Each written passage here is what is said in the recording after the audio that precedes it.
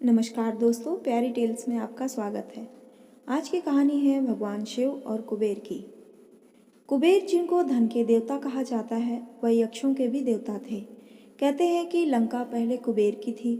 रावण ने जब लंका पर कब्जा किया और कुबेर को वहां से निकाल दिया, तो कुबेर को मुख्य भूमि की तरफ जाना पड़ा। अपने राज्य को खोने के बाद कुबेर निराश हो गया था, इसलिए उसने भगवान शिव की आराधना और भक्ति शुरू कर दी। इस तरह से कुबेर एक शिव भक्त बन गया। कुबेर ने बहुत कड़ी तपस्या की और भगवान शिव को प्रसन्न किया। भगवान शिव ने उसकी तपस्या से प्रसन्न होकर उसे एक नया राज्य दिया और संसार का सारा धन उसको दे दिया। इस तरह से कुबेर धन का देवता बन गया और लोग धन और कुबेर को एक समान मानने लगे।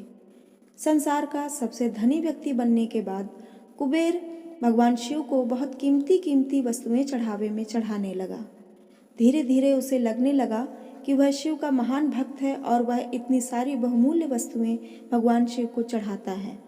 लेकिन सत्य तो यह था कि भगवान शिव ने कभी भी उसकी चढ़ाई विभूति के अलावा किसी और वस्तु को छुआ तक नहीं था।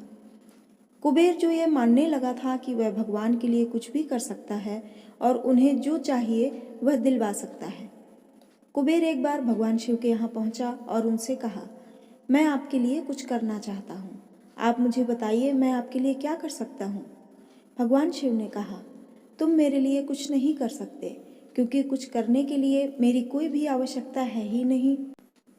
लेकिन कुबेर शिव जी से बहुत आग्रह करने लगा कि वह उनके लिए कुछ करना चाहता है।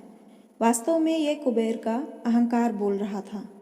भगवान शिव ने अब अपने भक्त को सही मार्ग पर लाने के लिए एक लीला रची। शिव जी ने कहा, देखो कुबेर, मुझे तो कुछ भी नहीं चाहिए।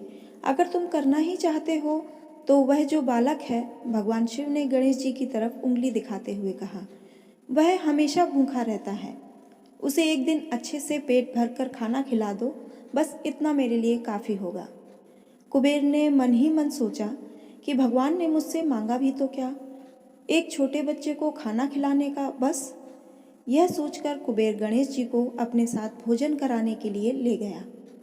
शुरू में कुबेर ने अपने कुछ रसोइयों द्वारा खाना बनाकर गणेश जी को स्वादिष्ट खाना परोसा, लेकिन उसने देखा कि गणेश जी खाते ही जा रहे हैं, तो उसने कई सैकड़ों रसोइयों को बुलाकर प्रचुर मात्रा में खाना बनाना जारी रखा। एक तरफ खाना बनता जा रहा था और एक तरफ गणेश जी उसे खाते जा रहे थे। गणेश जी को इतना खाते देख कुबेर की चिंता बढ़ने लगी। कुबेर ने गणपति से कहा, गणेश जी आप रुक जाइए, इतना ज़्यादा खाएंगे तो आपका पेट फट जाएगा। गणपति जी ने मुस्कुराते हुए कुबेर से कहा, आप मेरी चिंता मत कीजिए, आप अपना वचन पूरा कीजिए। मुझे भूख लगी है, मुझे खाना खिलाइए।